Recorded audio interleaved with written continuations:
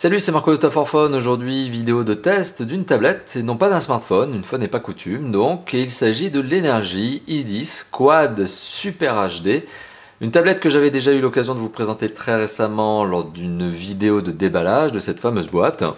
Donc vidéo d'ailleurs que je vous engage à regarder, tout simplement parce que la tablette est fournie avec de nombreux accessoires, des accessoires intéressants, dont notamment par exemple cette pochette néoprène. Donc voilà, sachez effectivement que la tablette est fournie avec des accessoires, sur lesquels d'ailleurs je reviendrai tout à l'heure, mais je vous engage à voir la vidéo de déballage.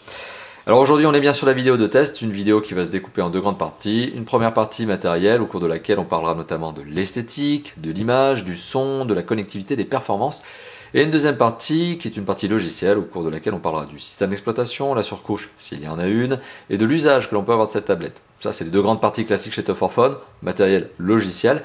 Et à la fin de ces deux grandes parties, on aura bien sûr l'indispensable conclusion au cours de laquelle on se dira si oui ou non il faut acheter la fameuse Energy i10 ou si c'est une tablette qui au contraire doit être ignorée sur un marché qui est, je le rappelle, fortement encombré. Il y a déjà beaucoup de concurrents sur ce marché. Sachant, autre point, que cette tablette a des spécifications sur le papier qui sont très intéressantes. C'est une grosse tablette sur le papier, grosse spec, qui par contre a un prix qui reste très raisonnable pour une tablette. 260 €, c'est son prix en février 2014. Voilà. Energy System, c'est une marque espagnole que j'avais déjà eu l'occasion de vous présenter récemment lors du test d'un casque Bluetooth, le BT7 Wireless, qui était donc un casque Bluetooth chez eux, qui est un moyen de gamme. Ici, on est sur la tablette qui est l'i10, qui est la haut de gamme chez eux. C'est la plus puissante de toutes leurs tablettes. Energy System, c'est une marque qui fait des produits, qui a en tout cas un catalogue très large. Ils font de la tablette, ils font du casque Bluetooth, ils font du lecteur DVD Nomad, ils font du lecteur MP3, ils font tout un tas de produits. Et à chaque fois qu'ils se lancent dans une catégorie de produits, donc aujourd'hui c'est la tablette, eh bien ils sortent beaucoup de références. Donc il faut savoir que l'i10 n'est pas la seule tablette dont ils disposent, comme je vous l'ai évoqué il y a quelques petites secondes. Il s'agit en fait de la plus haut de gamme, certes, mais ça veut bien dire qu'il y en a d'autres. Et voilà, donc moi ce qui m'intéressait aujourd'hui surtout, c'était de vous présenter un petit peu le top, quoi. La best tablette qu'ils ont chez eux, chez Energy System. La fameuse Energy i10 Quad Super HD. Donc avant de commencer ce test, je vous ai spécifié son prix.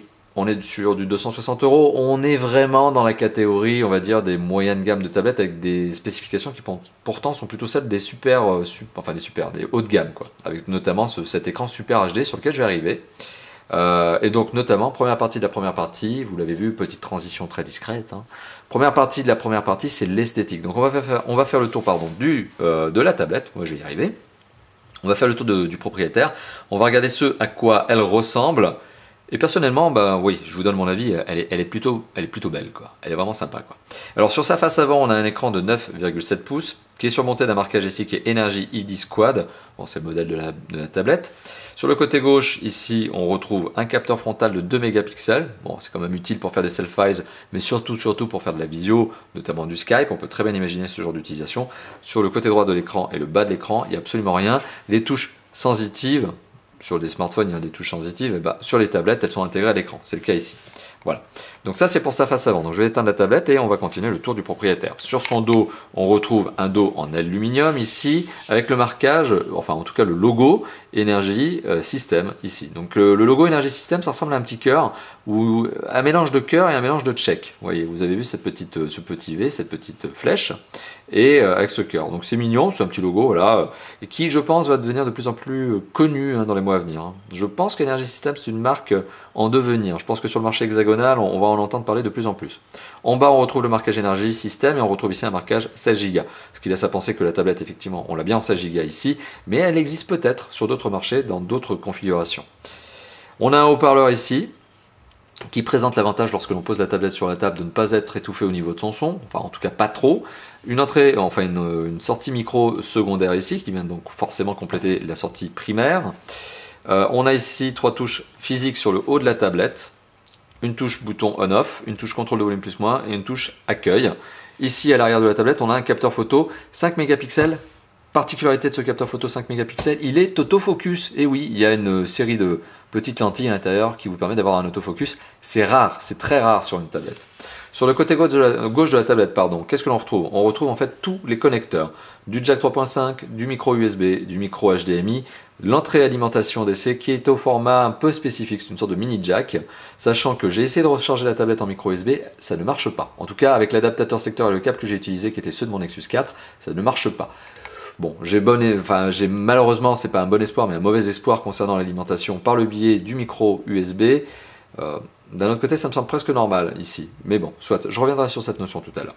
L'entrée micro primaire ici, et on retrouve l'emplacement pour la micro SD ici, qui permet d'ajouter jusqu'à 64 Go de mémoire.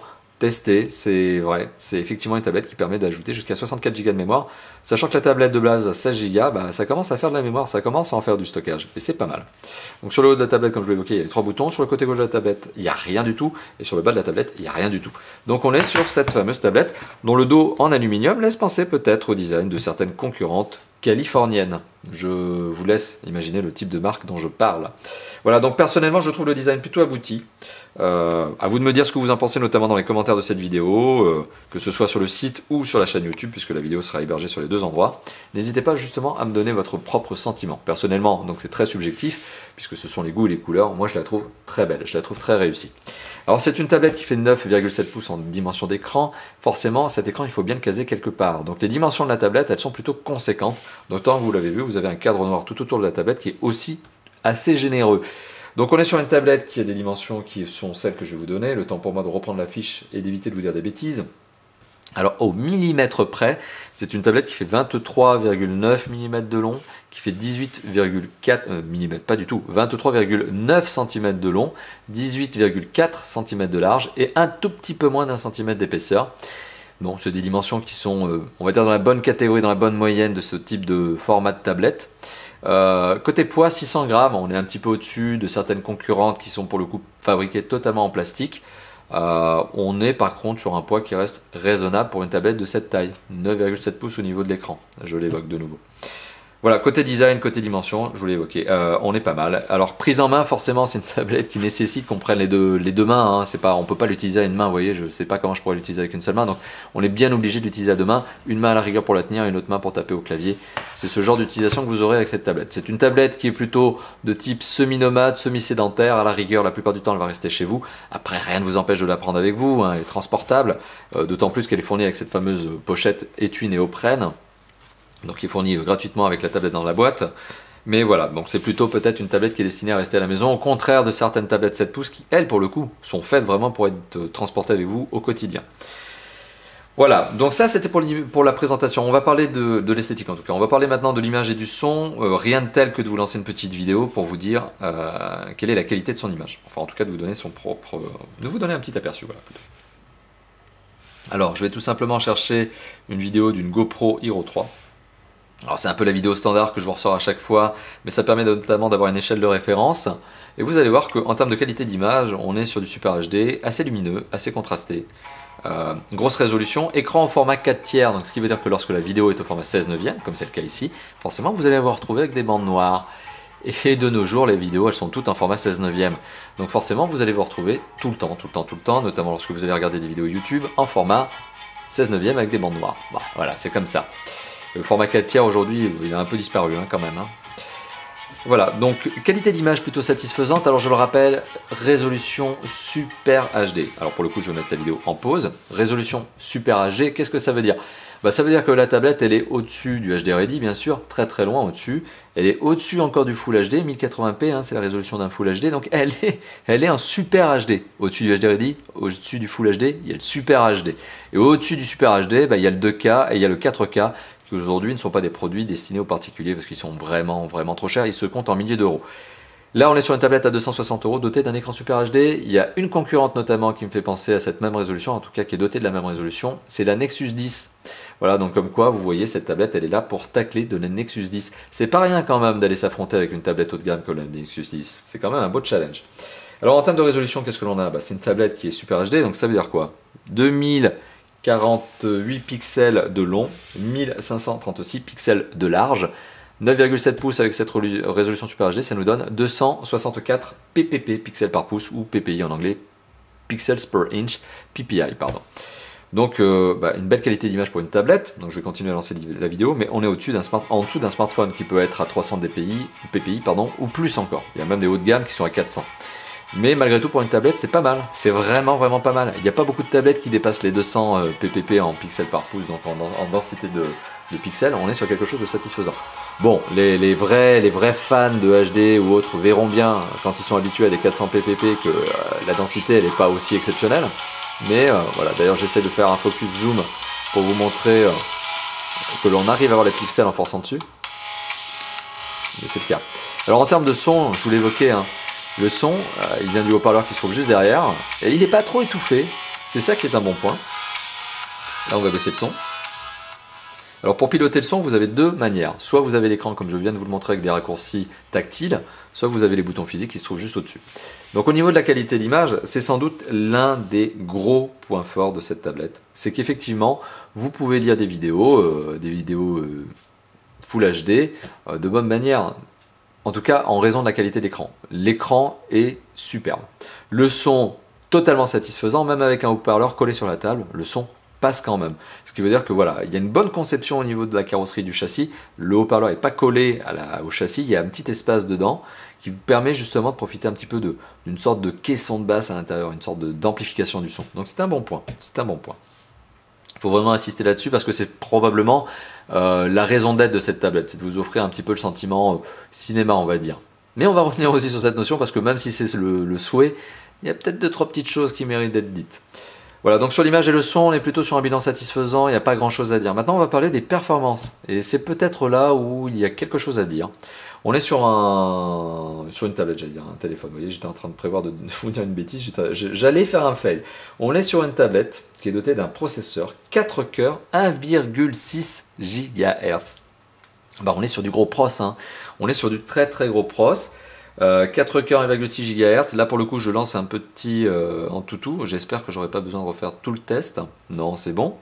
Alors, sur Antutu, la tablette fait un score de près de 18 000 points. C'est pas mal du tout. Alors, c'est un score de moyenne gamme. En 2014, c'est un score qui va commencer à devenir un petit peu classique standard. En 2013, c'était quand même un bon score. Le Nexus 4, qui je le rappelle est sorti fin 2012, début 2013, était quand même un smartphone qui était positionné en termes de haut de gamme, sauf le prix, mais qui était dans les specs plutôt du haut de gamme et qui fait 16 à 17 000 points. Donc vous voyez, on est sur du haut de gamme 2012-2013, on est sur du moyen de gamme 2014. C'est un score qui clairement va devenir un grand classique en 2014, hein, mais forcément, ça permet de se dire que le processeur n'est pas trop mauvais, hein, et la RAM, 2 Go de RAM. Gros processeur, grosse RAM.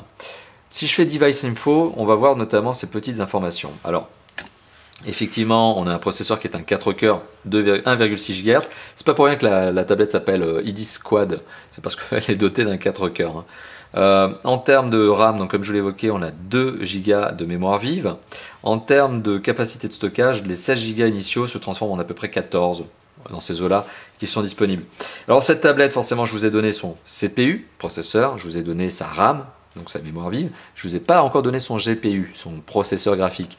Et si cette tablette a un point faible, c'est son processeur graphique. C'est un Mali 400MP. C'est même pas le MP2, c'est le MP, c'est le processeur qui a été largement utilisé par des constructeurs low cost de smartphones en 2013.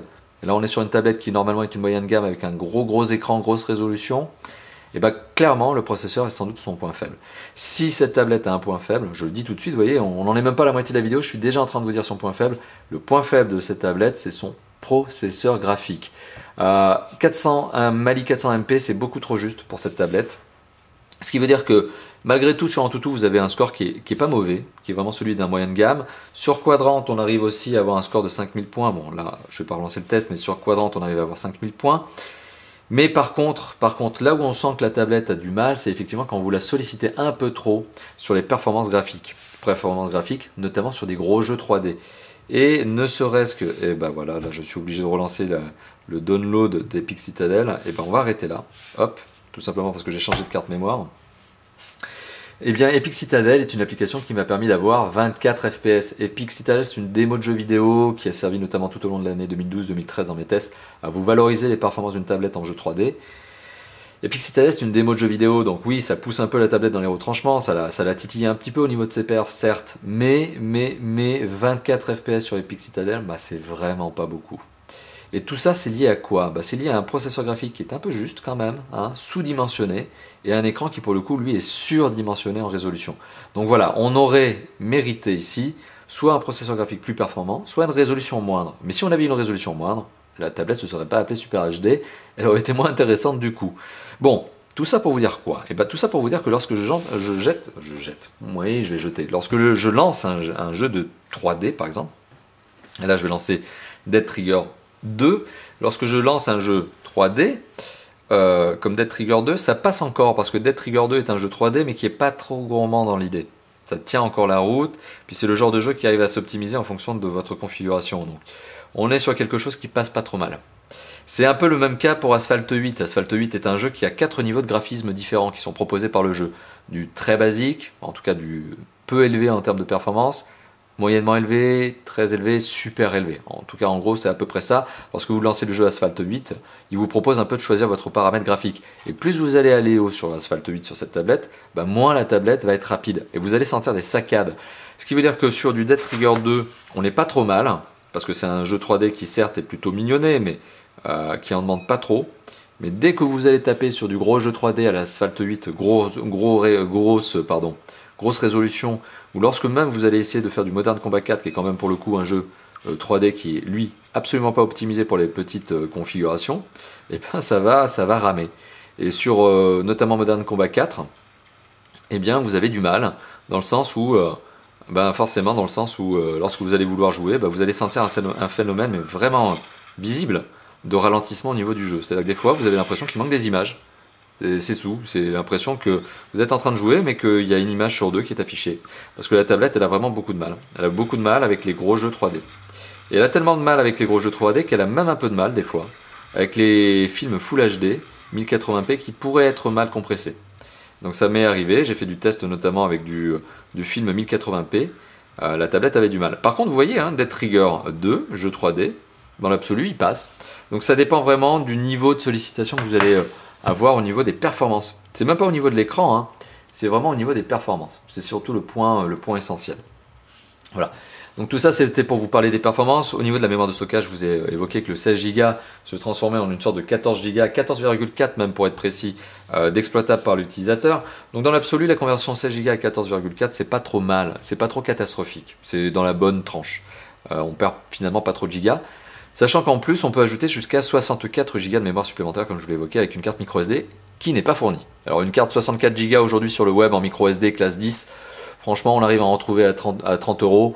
C'est pas l'investissement le plus déraisonnable qui soit, donc personnellement, je vous recommande même d'y aller, quoi. Franchement, si vous achetez cette tablette et que vous avez la possibilité de rajouter 30 € pour une micro SD, allez-y, faites-vous plaisir. 64 Go, vous aurez du temps avant de venir voir la tablette saturée en termes d'espace. Voilà. Donc je vous ai donné mon sentiment sur les performances. Je suis juste un tout petit peu déçu tout de même par ce processeur graphique qui aurait dû être autre chose qu'un Mali 400MP. À la rigueur, un Mali 400MP2, pourquoi pas, mais pourquoi ce processeur sur une tablette comme celle-là? Pourquoi? C'est ça un petit peu qui me titille un peu, quoi, qui m'agace. La connectivité de cette tablette. Alors il n'y a pas de 3G, il n'y a pas de 4G, parce que tout simplement il n'y a pas de port micro SIM. Donc c'est une tablette qui est uniquement paramétrable en Wi-Fi. À tel point d'ailleurs que, petite parenthèse supplémentaire, il n'y a pas de Bluetooth. Donc ce qui est assez étonnant, c'est que, je le rappelle, Energy System fabrique aussi des casques Bluetooth. Pour le coup, vous ne pourrez même pas le brancher dessus parce qu'il n'y a pas de Bluetooth. Bon, c'est comme ça. Il n'y a pas de radio FM non plus. Donc en termes de connectivité, on est sur quelque chose qui est efficace, certes, mais plutôt sommaire dans l'absolu. On a donc du Wi-Fi, BGN, on a du Jack 3.5, on a un emplacement micro SD que je vous ai encore évoqué il y a quelques instants, 64 Go de mémoire maximum. On a du micro USB. Parenthèse supplémentaire, le micro USB fait aussi USB OTG. Vous avez donc dans la tablette, enfin en tout cas fourni avec la tablette dans la boîte, vous avez un adaptateur qui vous permettra de brancher par exemple une clé USB pour avoir encore plus de mémoire. Donc vous voyez, c'est pas la mémoire qui va manquer sur cette tablette, que ce soit en mémoire vive, parce qu'il y a 2 Go quand même pour faire tourner toutes ces applications et autres, mais que ce soit en mémoire de stockage, parce que c'est là le problème, c'est là où je suis en train d'attirer votre attention avec le micro USB OTG. Au contraire justement, il n'y a pas de problème. 16 Go de base, emplacement pour aller jusqu'à 64 Go en micro SD, plus USB OTG, franchement, vous êtes tranquille. Vous êtes vraiment tranquille en mémoire. Et ensuite, on a le micro HDMI qui vous permet de tout simplement balancer votre image directement sur un téléviseur. Il y a aussi l'adaptateur fourni dans la boîte avec cette fameuse tablette. Voilà. Pour le reste, je vous l'ai évoqué, hein, on est sur quelque chose qui tourne très très bien en termes de connectivité. Hein. Le Wi-Fi ne m'a jamais fait défaut. Il marche très très bien, il s'accroche très bien, et une fois qu'il est accroché, bah, on n'a pas de déconnexion intempestive comme on peut l'avoir avec d'autres produits concurrents moins chers, made in China, from China, etc. Là, on est sur quelque chose qui, en termes de connectivité, est certes limité, c'est-à-dire qu'on n'a pas toutes les normes, c'est assez étonnant. Le constructeur a vraiment décidé d'être focus sur le Wi-Fi notamment, et puis la mémoire, donc en ajoutant le micro USB OTG. Après, oui, on n'a pas de Bluetooth, etc. Bon, tant pis, quoi. Dans l'absolu, c'est pas très grave. Le Bluetooth, c'est un peu dommage. C'est un peu dommage. Après, pour le reste, oui, on n'a pas d'emplacement pour la micro SIM. Dans l'absolu, les tablettes 3G, 4G, est-ce qu'il y en a beaucoup? Est-ce qu'on en a vraiment besoin aujourd'hui avec toute la couverture Wi-Fi qu'on a? Je suis pas certain. Voilà. Donc connectivité plutôt satisfaisante, c'est pas vraiment le problème. Pour moi, c'est quelque chose assez logique, assez classique. Voilà, donc ça c'était pour le point connectivité qui clôt la partie matérielle, donc qui est la première partie de cette vidéo. La deuxième partie de cette vidéo, comme je vous l'ai évoqué tout à l'heure, c'est le système d'exploitation. Et on va aller vite, parce que vous allez le voir. On est sur un système d'exploitation qui est Android. Donc un Android qui marche très très bien, que j'ai déjà eu l'occasion de vous présenter maintes fois, tout simplement parce que c'est quand même le système d'exploitation aujourd'hui qui est le plus utilisé sur les produits neufs, c'est-à-dire que lorsque vous achetez une tablette, un smartphone, 80% du temps vous achetez quelque chose qui est doté d'Android. C'est comme ça, c'est effectivement le système d'exploitation leader sur les solutions nomades. Bon, on a donc du Android et on a du Android, hop, alors je vais éviter d'aller n'importe où aussi, on a du Android, voilà, à propos de la tablette, on a du Android qui est un 4.2.2. Voilà. Et qui est un 4.2.2 Jelly Bean. Bon. Un bon système d'exploitation, ultra connu, ultra fiable, que ce soit par les utilisateurs, mais que ce soit surtout, bien sûr, ici, le cas, c'est ce qui nous intéresse, par les constructeurs. Alors, Energy System a fait un tout petit peu de travail, dans le sens où ils ont installé le système d'exploitation, primo, ils ont installé, on va dire, le basique des applications Google, mais vraiment le basique, hein. Et ils ont fait du tuning au niveau du graphisme. Et ils ont collé 3 petites applications à eux qui ne servent strictement à rien et sur lesquelles d'ailleurs je ne vais même pas m'étendre.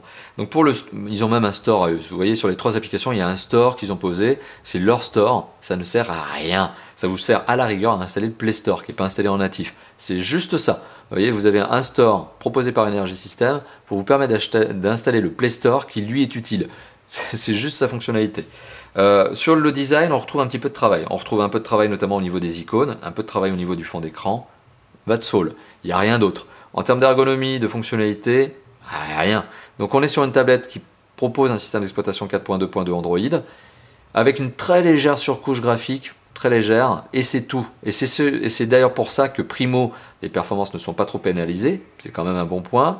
Deuxio, eh bien finalement, vous avez quelque chose de très facile à appréhender, c'est vraiment un bon point. Et puis tertio surtout, qui ne pompe pas trop d'espace de stockage, tout simplement comme je vous l'évoquais, passer de 16 Go revendiqué par le constructeur à 14,4 vraiment disponible pour l'utilisateur, et ben c'est pas mal, ça veut dire que franchement, on a quelque chose qui est bien optimisé au niveau de la gourmandise. Donc c'est un système d'exploitation qui est pas trop gourmand, et qui a été judicieusement placé sur cette tablette. Là-dessus, il n'y a pas de problème. Donc un système d'exploitation qui vous permet d'accéder notamment au Play Store, le fameux Play Store, qui vous permettra d'installer les jeux, les applications, etc. Tout ce qui vous fait plaisir dans la vie, sachant qu'il y en a beaucoup qui sont gratuits maintenant. Le Play Store tourne beaucoup sur le modèle freemium, donc c'est-à-dire des jeux par exemple qui sont gratuits, mais sur lesquels vous allez pouvoir faire des dépenses supplémentaires en vrais euros, histoire d'avoir notamment des options supplémentaires, ou de débloquer certains niveaux, etc. C'est le cas notamment de Dead Trigger, qui est un modèle freemium. Après, vous pouvez installer d'autres choses, notamment il faut savoir que YouTube n'est pas installé par défaut sur cette tablette, Gmail aussi, etc. Il y a tout un tas d'applications. En fait, ce qui est installé par défaut, mis à part le Play Store, c'est ce qui est là, en bas, juste en bas de cet écran, en bas à droite, ça c'est ce qui est par défaut, mis à part le Play Store. Ce qui est en haut, là notamment, c'est tout ce que j'ai installé à l'occasion de ce test. Vous voyez, donc la tablette, elle est vraiment light au niveau du système d'exploitation. C'est comme ça. Alors, il est temps maintenant, vous voyez, ça n'a pas duré longtemps, hein. Il est temps maintenant de parler notamment de l'usage de cette tablette. Alors, l'usage de cette tablette, on est bon pour les petits jeux 2D. Hein, on est bon pour les petits jeux 3D comme Dead Trigger 2. On n'est pas bon pour les gros jeux 3D comme Modern Combat 4 parce que ça lag, ça rame, c'est une catastrophe. Vous avez vraiment, je vais vous le dire, hein, je ne suis pas un gros joueur de jeux vidéo sur tablette, mais c'est tellement saccadé, c'est tellement pas fluide que j'avais pas envie d'y jouer. Asphalt 8 à la rigueur on s'en sort un peu parce que le jeu est paramétrable au niveau de la résolution, au niveau de la texture, etc. Au niveau de la gourmandise en processeur graphique. Donc à la rigueur Asphalt 8 c'est un genre de jeu que vous pouvez utiliser sur cette tablette. D'autant plus je crois que maintenant lui aussi est passé en modèle freemium, donc il est gratuit. Donc n'hésitez pas effectivement à l'installer. Pour le reste, qu'est-ce que cette tablette vous permet de faire? Vous avez du lecteur MP3, vous avez du lecteur vidéo comme je vous l'ai montré, vous avez un appareil photo sur lequel je vais revenir tout de suite, vous avez un lecteur de e-book, donc vous pouvez vous servir de cette tablette comme lecteur de livres. Et pour le coup, c'est pas mal. Pour le coup, effectivement, on arrive à lire de manière très correcte tout à fait le texte qui est dessus. Alors d'autant plus que là, je suis en train de vous le montrer en mode paysage. Je vais passer en mode portrait avec tous les reflets que vous avez vus dans l'écran à l'instant. C'était classe, désolé. Et oui, on arrive à lire. Donc là-dessus, il n'y a pas de problème. On arrive même à passer d'une page à l'autre. Alors, il y a peut-être un manque de fluidité, vous l'avez vu, quand on tourne une page. Mais ça, c'est plus lié au reader qu'à la tablette, parce que franchement, un lecteur e-book, ça ne demande pas beaucoup de ressources 3D. Donc c'est plus lié au reader qui est installé de base, donc cette fameuse application qui est installée de base, qu'aux performances de la tablette. Après, dans la tablette, on retrouve en termes d'usage un explorer qui vous permet, un explorateur tout simplement de fichiers qui vous permet d'aller naviguer dans la mémoire de la tablette. Ok, c'est pas forcément classique, c'est pas forcément proposé par défaut, en tout cas c'est proposé ici. Vous avez une calculatrice, vous avez un navigateur internet, hop là. On y va. Et voilà. On est donc sur Top 4 Phone. Vous l'avez vu, ça marche bien, c'est pas problématique. Et puis pour naviguer dessus, pas de problème. Ok. On est d'accord? Allez, je vais juste vous montrer le clavier pour vous montrer qu'en termes de recherche, le clavier, forcément, on est sur une tablette qui fait 9,7 pouces. Vous l'avez vu, c'est large. C'est vraiment pas le problème. Voilà, donc la navigation internet en tant que telle, il n'y a pas de souci. Vous êtes sur une page de test, notamment de Top 4 Phone, vous arrivez facilement à lire le texte, vous arrivez même à déclencher les vidéos qui sont hébergées chez nous. Hop. Voilà, un test de Raphaël, notamment sur le Sony Xperia Z1. Et forcément, vous allez pouvoir naviguer dans la vidéo, etc. Voilà, donc dans ces aspects-là, la tablette est fluide et ne pose absolument pas de problème. Hop. Voilà, ça c'était pour la petite phase de navigation. Donc en termes d'usage, on est sur une tablette qui répond quand même pas mal, qui répond à les usages quand même de navigation, un petit peu de jeu, et puis aussi de navigation internet. Et puis là, on va prendre une petite photo. Alors désolé pour les reflets, hop là, on va y arriver.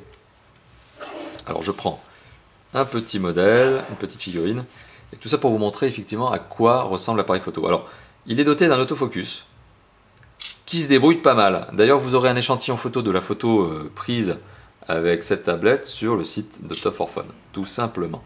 Voilà, donc la tablette, elle dispose d'un capteur arrière 5 mégapixels avec autofocus. Elle dispose également d'un capteur frontal de 2 mégapixels et de toutes les options qui vont bien, qui sont des options Android de base. Voilà, il n'y a pas grand chose à dire dessus. Il n'y a pas de flash LED forcément sur cette tablette, vous vous en doutez, et vous avez le mode galerie qui vous permet notamment, je vais y arriver, qui vous permet notamment, voilà, d'accéder à certaines fonctionnalités de filtre. Vous allez pouvoir coller quelques filtres sur l'image. Juste ça. Hop.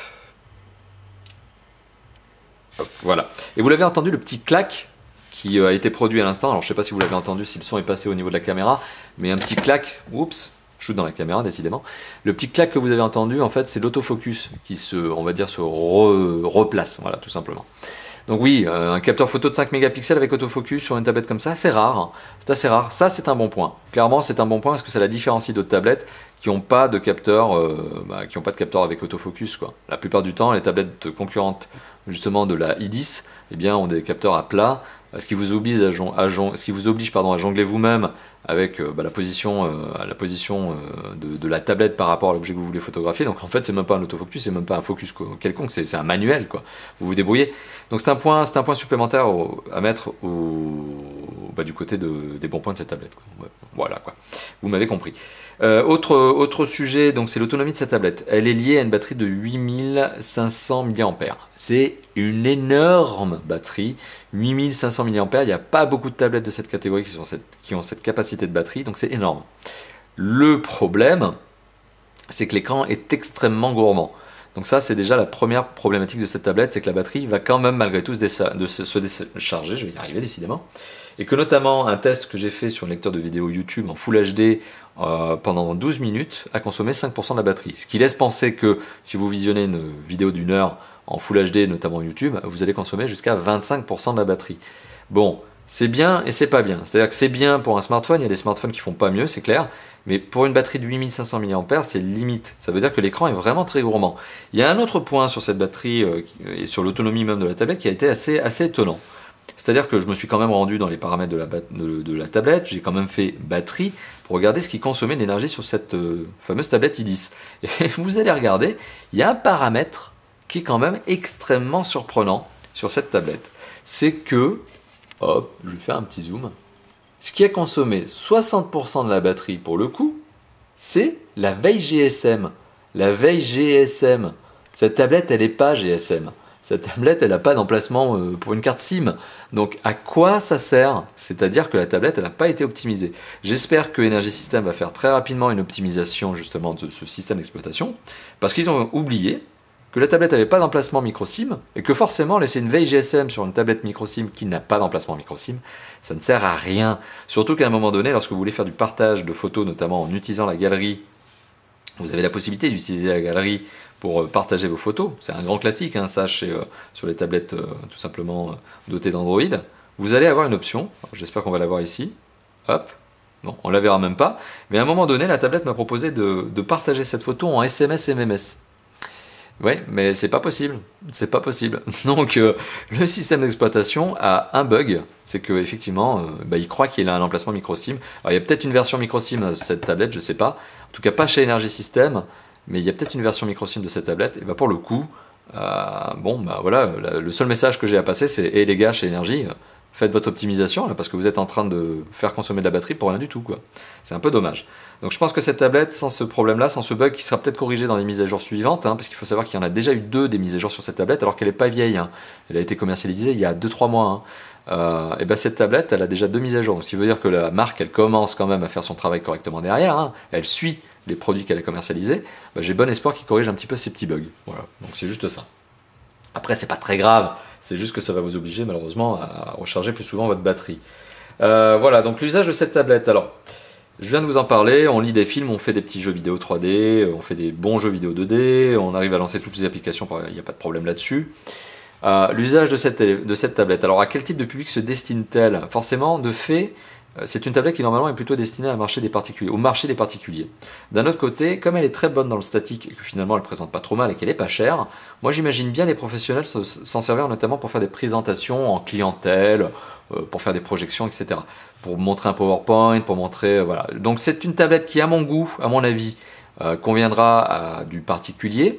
Elle conviendra aussi à du professionnel pour des petites présentations notamment. PowerPoint par exemple, j'insiste sur cette notion-là. Alors, par contre, si, et là c'est l'usage même de cette tablette auquel elle ne conviendra pas, c'est si vous êtes un gros fan de jeux 3D, ultra gourmand, Modern Combat 4 en fait partie. Si vous êtes de cette catégorie-là, non, clairement cette tablette n'est pas faite pour vous parce qu'elle est trop limitée. Le processeur graphique n'est pas suffisant pour jouer à des gros jeux 3D, c'est le gros problème. Et si en plus vous lisez des vidéos 1080p, donc ce qui est quand même un peu l'usage d'une tablette avec une résolution Super HD, on a quand même envie de voir des films Full HD. Si vous êtes un grand fan de Full HD et que vous avez des vidéos qui ne sont pas très bien compressées en 1080p, eh bien, les vidéos, elles vont elles aussi un petit peu saccader, elles vont un peu ramer, elles vont manquer de fluidité.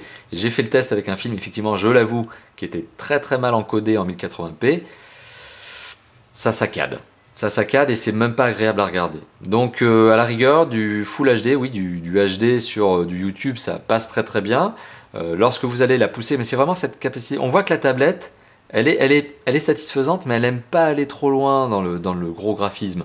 Donc si vous l'amenez très très loin dans les gros jeux 3D et dans les gros films, voilà, ça va saccader. Et c'est un peu le problème de cette tablette. Donc il est temps pour moi d'arriver à la conclusion, mais je viens déjà d'en donner un point, je viens déjà d'en dévoiler une bonne partie. Qu'est-ce que je pense de cette tablette? Alors, sur les paramètres de design, au top. Moi, je la trouve très belle. C'est vraiment un très beau produit. On n'a pas honte de la montrer. C'est une belle tablette. Le dos en aluminium, c'est bien fait. La face avant est bien faite. Les emplacements, les connecteurs ici sont bien agencés. C'est bien pensé. Donc, côté design, vraiment bonne tablette, bon produit. Côté image et son, à l'image, on a un écran Super HD, donc l'image est belle. Elle est super belle. Beau contraste, belle luminosité. D'ailleurs, vous êtes en train de le voir vous-même. Côté son, très belle optimisation de l'emplacement du haut-parleur qui, même s'il est posé sur une table face, enfin dos, même si la tablette est posée dos sur la table avec le haut-parleur donc qui de fait est sous la tablette, son emplacement a été optimisé. Donc c'est-à-dire qu'on sent bien que le haut-parleur n'est pas étouffé. Il y a un petit espace avec la carrosserie, il y a une sorte d'amplification, c'est un bon point. Le jack 3.5, lui, il marche tout à fait bien. Côté performance, bah oui, voilà, c'est là le point faible de cette tablette. C'est que processeur, juste grosse mémoire vive, bon sang, mais processeur graphique, mais zut quoi, boulette sur le processeur graphique quoi. C'est vraiment le problème de cette tablette quoi. Elle aurait mérité un processeur graphique qui soit quand même plus performant. Donc c'est dommage, c'est dommage. Côté connectivité, bon, on n'a pas de Bluetooth, bon, on n'a pas de GPS non plus, remarquez. Par contre, on a un Wi-Fi qui est hyper stable et qui marche très bien, et on a du micro HDMI, et on a du micro USB OTG. Bon, voilà, on peut pas tout avoir, mais c'est une tablette qui se porte très très bien sur la connectivité. Il n'y a pas vraiment, selon moi, mis à part le Bluetooth qui peut être peut-être un peu embêtant, bon, on est pas mal servi quand même. Sur donc cette notion de connectivité, on est pas trop mal. Sur la notion de système d'exploitation, c'est du Android ultra connu, ultra classique, ça marche bien, c'est du 4.2 Jelly Bean, avec un tout petit peu de travail graphique dessus. Bon, Energy System a été intelligent parce qu'ils n'ont pas suroptimisé la surcouche, ils n'ont pas rajouté 30 applications de plus, ils ont fait quelque chose de très light, et ça marche bien. Vraiment, ça marche bien. Problème du système d'exploitation, je vous l'ai montré tout à l'heure au niveau de la batterie notamment, eh ben, il y a un bug. Il y a un bug au niveau de la batterie. La gestion de la batterie, la consommation est accentuée, tout simplement parce que la tablette pense qu'elle a un emplacement micro SIM, ou en tout cas, elle essaie de faire de la veille GSM, ce qui est complètement ridicule sur une tablette qui n'est pas dotée justement d'emplacement de carte SIM. Pourquoi? Donc voilà, je pense qu'il y a une mise à jour qui devrait arriver prochainement. En tout cas, j'espère que Energy fera son travail sur cette mise à jour, sachant que la marque, comme je l'ai évoqué tout à l'heure, elle en a déjà fait 2, ce qui veut dire qu'elle est quand même assez... elle fait le suivi du produit, ce qui est quand même pas mal. Voilà. Et donc ça, c'était pour finir finalement au niveau de l'usage. Alors oui, voilà, processeur graphique quoi.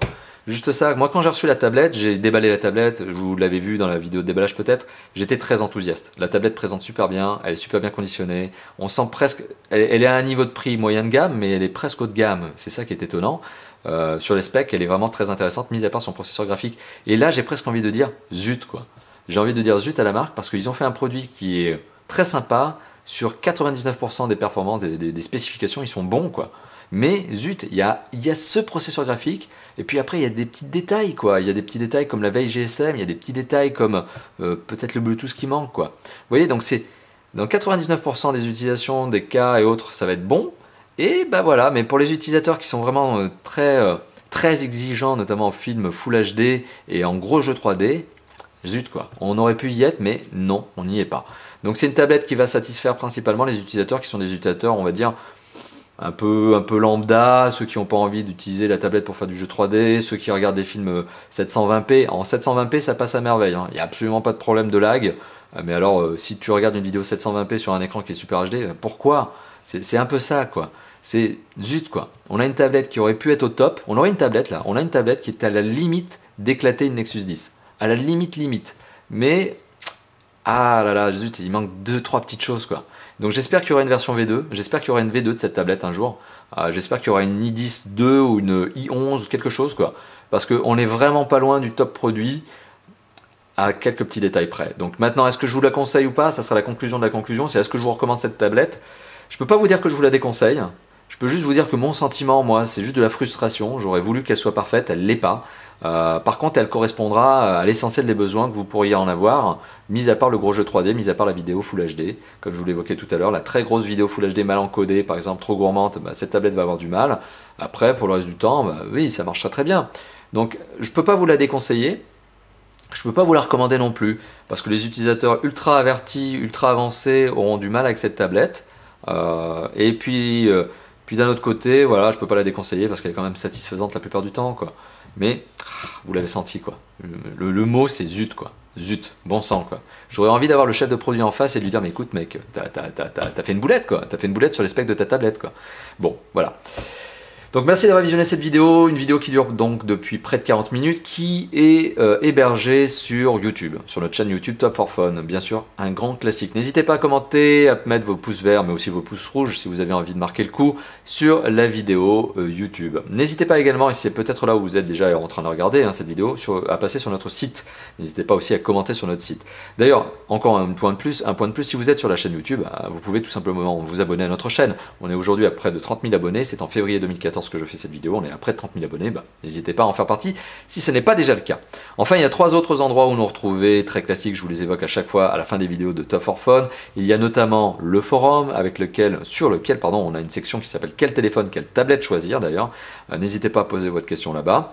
Enfin, on a aussi notre Facebook et notre Twitter qui nous servent, et plus particulièrement qui me servent, à vous donner le planning de l'équipe et notamment les prochains tests que nous sommes en train de faire ou que nous allons faire. Voilà, donc n'hésitez pas aussi à passer sur notre Facebook et notre Twitter. Et encore une fois de plus, merci d'avoir visionné cette vidéo et n'hésitez pas donc à commenter, à liker, à partager, tout simplement. Et moi je vous dis à bientôt pour d'autres vidéos de tests et pourquoi pas d'autres tablettes. Allez, à bientôt. Ciao, ciao.